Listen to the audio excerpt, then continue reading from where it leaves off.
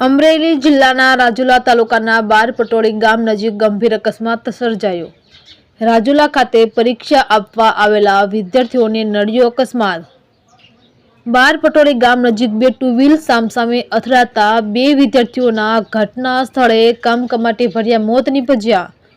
મૃતક યુવકના નામ છે એક અનિલ જીણાભાઈ સાખટ, ઉંમર વર્ષ 16, કાતરગામ। બીજો યોગેશભાઈ ભરતભાઈ બારૈયા, કાતર, ઉંમર વર્ષ 16 ના બંનેના મોત થયા છે।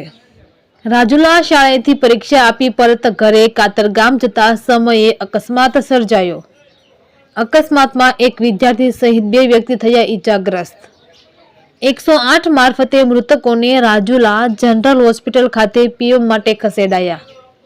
ગંભીર ઈજાગ્રસ્ત વિદ્યાર્થીને વધુ સારવાર માટે ભાવનગર ખસેડાયો।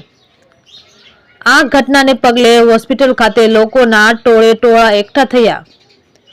આ ઘટનાની જાણ થતાં રાજુલા પોલીસ ઘટના સ્થળે પહોંચી તપાસ હાથ ધરી।